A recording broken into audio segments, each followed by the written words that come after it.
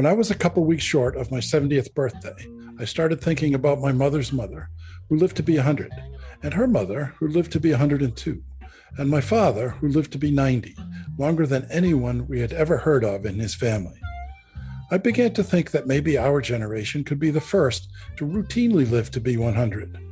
When I talked about this at family dinner one night, my granddaughter, who was 5, said, "What are you going to do for the next 30 years, Grandpa?" Hello, I'm Dr. Janet Price. And I'm Gregg Kaloust. And we are Oldish. And this is our podcast, Oldish.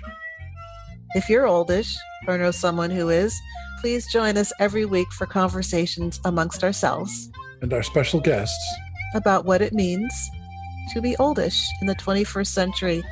If you ever wonder whether you're getting old, you're oldish. What are you going to do for the next 30 minutes? Hi, I'm Janet, and I'm oldish. Hi, I'm Greg, and I'm oldish. Today on our podcast, Oldish Conversations on Aging in the 21st Century, we're going to take a slight veer off of that target, and we want to talk about Martin Luther King Day, which is the day that we'll publish this episode. And one of the reasons that we especially want to talk about Martin Luther King Day this year is that there's an unusual coincidence in that Martin Luther King Day falls on the same day as the inauguration of the President of the United States. And one of the things that has struck us as we've been talking about it is that there's a reasonable question to ask: what would Martin Luther King think about what's happened politically in the country in the last few years? And what would Martin Luther King think about the inauguration of a man as president who may be the opposite of Martin Luther King?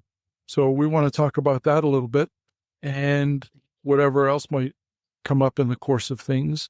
And we hope that after you listen to this, if you have an opinion that's stimulated by something that we say, or we make you mad, or we make you glad, or you just generally agree with us, you go to our website at www.oldish.me and leave a comment.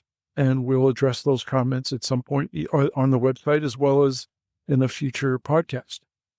So let's go ahead then, Janet, and talk about this confluence of two things where one of the acknowledged great men in the history of our country is being honored on January 20th. The holiday falls on the third Monday in January, and the inauguration historically has been on the 20th of January. So this is the first time that I'm aware of that this thing has happened, that they're both on the same day. And there's a big contrast between the two individuals who are being honored on this same day on January 20th. And I think that it's worth pointing out what some of the differences are and ask some questions about, are the differences what we think they are, or do we just think that there are those differences? So I have questions like, what would Martin Luther King have thought about DEI and the big push that the Republicans used to get elected all over the country of being opposed to DEI/woke, which is diversity, equality, and inclusion? What would Martin Luther King have thought of that? There wasn't such a thing in his time. He was killed because of trying to work on civil rights, to just get basic civil rights for all people. Diversity, equality, and inclusion is kind of a later refinement of that. And it really was used actively by people from all over the country running for office as Republicans were being opposed to DEI. So that's one of the things that I want to talk about a little bit is, what do we think maybe Martin Luther King would have thought of that? Framed perhaps in the question, in the dream speech, Martin Luther King said he was dreaming of a day when people would be judged not by the color of their skin, but by the content of their character. How does that look on the day where Donald Trump is being inaugurated as the 47th president of the United States? What do you think of that? You know, it's such an interesting conversation that we're having. It feels like such a scary time. And back when Martin Luther King, that speech, when he was, pulling together the civil rights movement and making it a movement to notice, and it made such a difference. And then here we are with someone who's about to become president who is really in opposition to basically everything that Martin Luther King stood for.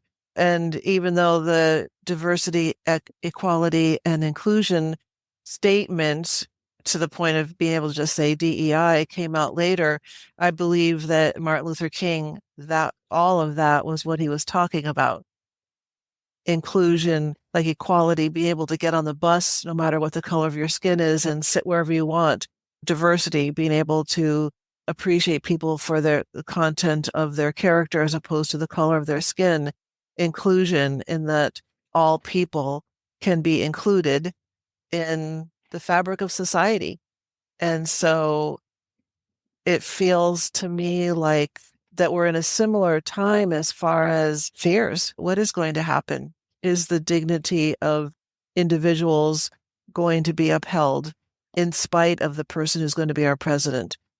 One of the cornerstones of Martin Luther King's work, I believe, was the word hope, that we can hope for and believe in and work towards a better future where there is diversity, equality, and inclusion.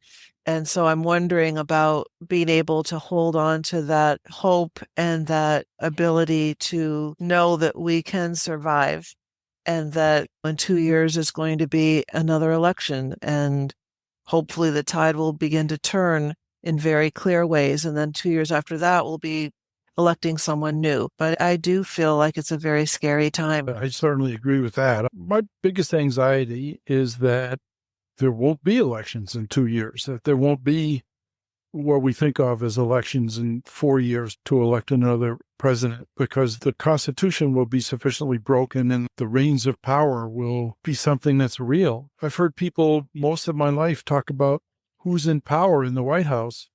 Well, the White House is supposed to be not who's in power. The White House is supposed to be occupied by somebody who represents the best interests of all of the American people. I don't see that is what's going to be coming up in the next little while here. I see that it's going to be who's in the White House is going to be working toward what's in the best interest of him, and also what's in the best interest of the members of the club that he's always wanted to be included in, but could never quite manage, the club of the truly wealthy. And because that's how he keeps score. And he's never been able to be included in that. And now he's let them buy him a seat in that club in exchange for there's I don't know, 8 or 9 or 10 super wealthy guys fighting over a chair in the White House. And that makes me extraordinarily nervous that they are going to end things, not just for people of color, but for all of us, all Americans. So, so I'm nervous about that. I hope that we're strong enough, that our democracy, which has seen some real tough days over a 250-year period, I'm hoping that it's strong enough to survive all that. So it is so fascinating that these two men are going to be honored on the same day, who are so diametrically opposed in how they view humanity and the country and what it means to be an American. And maybe we're going to be taking from Martin Luther King's playbook as time goes on, and the ways that he encouraged and helped organize nonviolent protests and speaking out and fighting for what you believe is right. We might be in a place like that. I mean, we are in a way already, as time goes on and this new president settles in. And like you said, that mainly these ultra wealthy men settle in. We're going to find ourselves not knowing if we're going to survive, but fighting really hard for these core beliefs and values about the worth and value of each human being, each person, period, and each person in this country specifically. I'm doing my best to be hopeful on a daily basis, but it's not that easy. I wonder what a conversation between Martin Luther King and Donald Trump would be like. Maybe we can have them on as guests on our podcast when we get to heaven. It makes me think of Roland Marullo's book, Breakfast with the Buddha, and, imagining the Pope and the Dalai Lama spending a few days together. It's interesting to imagine that and what that might look like.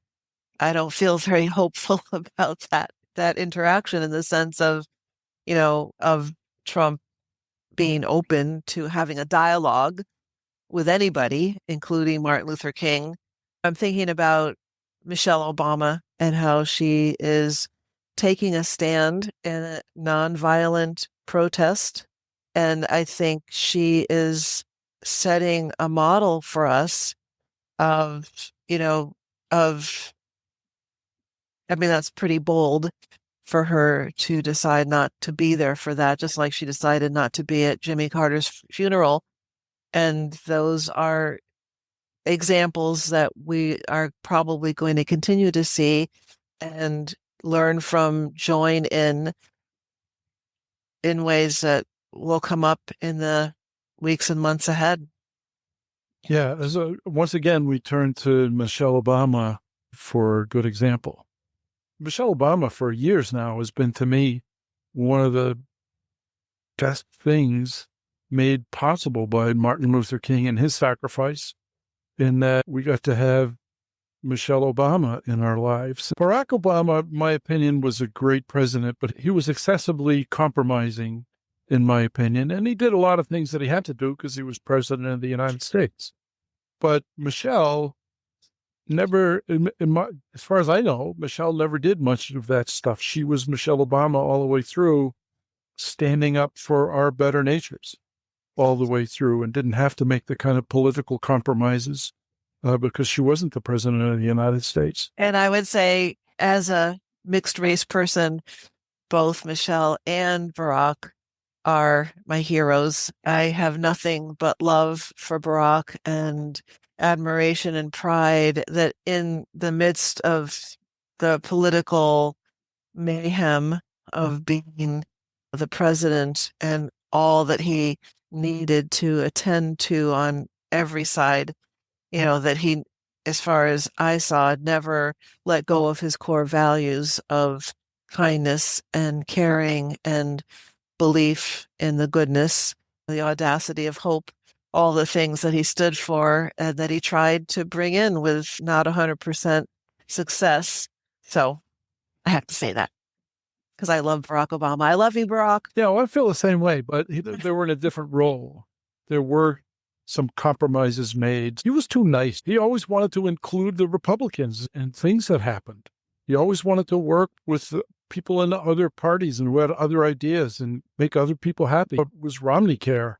It was almost identical because he thought that the Republicans would get behind it. But it was a little slow understanding that the only thing that the Republicans were going to get behind was making sure that he was a one-term president, as McConnell said the day of the inauguration when Obama was inaugurated. There's something so poignant and sad about that reality of that he had the audacity to hope and maybe didn't realize how difficult, I don't want to say impossible, it turned out to be to bring people together from different sides. And that's so sad, so profoundly sad to me.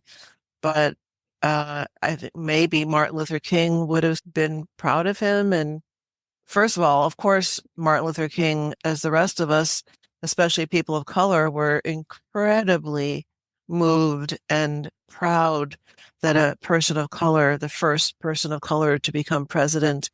And then maybe Martin Luther King would have been hoping also that that approach would work, that honoring people's humanity in the most positive of ways would draw people together. The fact that it didn't is very concerning. And here we are with the person who's going to become president next. Well, while you were saying that, I was having this image of Martin Luther King standing with Barack Obama when he was sworn in. And then I try to have him standing with Trump as he's being sworn in. And that's quite a bit harder, but maybe we're being too harsh on Trump. And now that he's got his main wish of getting to be the actual, no doubt about it, won the election, president of the United States, maybe he'll relax a little bit. So here's something that I want us all to watch for during Trump's inauguration speech. And immediately in the next little while, let's watch for Martin Luther King's head nodding in approval. Maybe that'll happen. It'd be really hard for any normal human being to be sworn in as the president of the United States on Martin Luther King Day and not say really nice things about Martin Luther King and what he meant to the country. Don't you think? It'd be almost impossible to write that speech. How could you do it? I think you're being very hopeful. And from my perspective, there isn't hope that that's going to happen. It's such a fascinating thought to imagine Martin Luther King standing there on Inauguration Day, standing up there with Trump.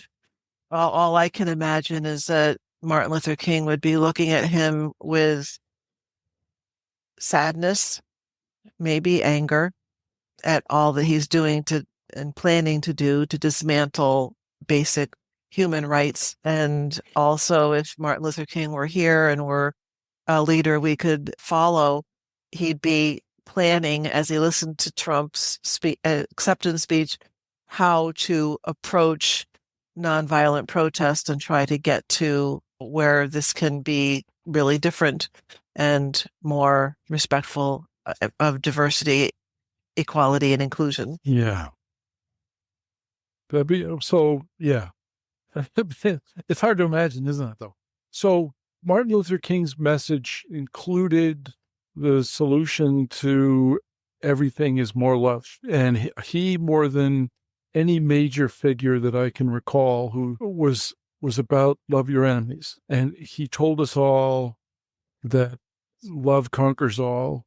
And so he would be trying to find ways to feel compassion toward Trump, I'm sure. So maybe sending some love beams, standing in the background there with all the other amazing people who have shaped the country that we would love to love again. It might be things would change if Trump stood up there. In his first inauguration, he was all about American carnage. The quote that I can remember from his first inauguration speech was American carnage. Wouldn't it be nice if he stood up and said, it's Martin Luther King Day. Let's all love each other. Let's do it right this time. That would be nice. It's possible. Anything's possible. Yeah. Extremely unlikely. But I do connect with what you were just saying about what would it be like. What I heard you say is what would it be like for those of us who can, to send love beams, to think about how we can love our enemies, that love conquers all. I think Martin Luther King would probably agree that, when we think about love conquers all, it doesn't mean that that we don't need protests. We don't need standing up and having a voice for what we believe this should look like. But in that context, it's a different context than hate and the power of hate. I saw, Greg, you write something recently in another context about a way sending love beams every day for our country.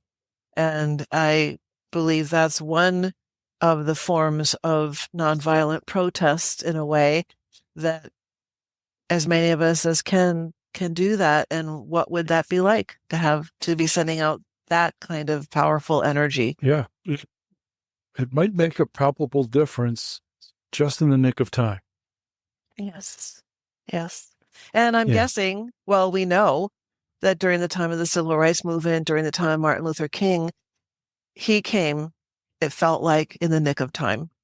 He brought together that movement at a time that overt racism was so rampant. And here we are again.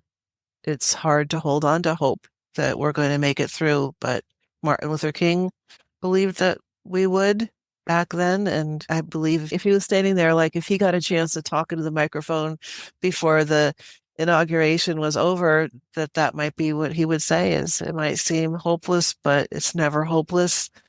We can make it through. We can join together and have more power together than alone to fight for diversity, equality, and inclusion. And use the power of love to subvert the power of hate. Yes. All right. Well, we did it. We did it. We talked ourselves into being hopeful.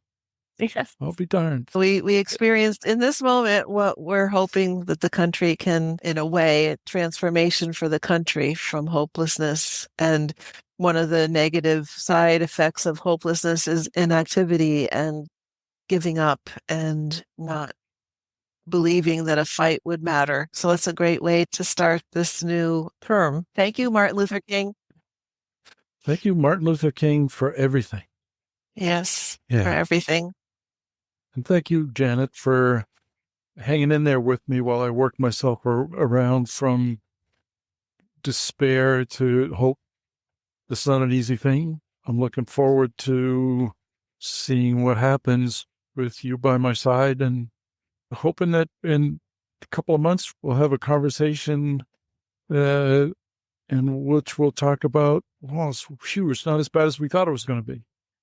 We look forward to that. So just on the way out the door here, I just want to remind everybody that our New Year's resolution is to release a podcast more frequently than in years past. So look for us more or less every Monday. We have a lot of interesting things coming up. And as you go about your day, and especially on Monday, don't forget to love everybody. So as we're on our way out and saying that's it for now, we want to let you know that our upcoming book review will be All the Lonely People by Mye Kaloustian. So watch for that. Leslie and Greg and I are looking forward to discussing that book in the very near future. Yes, and stay tuned because surprising episodes are coming up. Ooh, that sounds great. I can't wait to see what that will be. Goodbye, Janet. Goodbye, Greg. That's it for now. Thanks for listening. We were both surprised that this conversation cheered us up. Thanks, MLK. Coming up soon, our next installment of the Oldish Book Club will be All the Lonely People by Mye Kaloustian.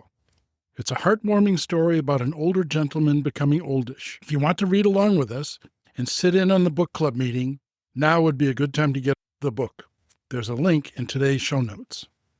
You can leave comments or requests for topics or guests on this or other episodes at www.oldish.me. There's a link there, too, if you've wondered how you can help support our podcast. If you like what you heard today, please tell a friend and rate and review our podcast on Apple Podcasts or wherever you listen to podcasts.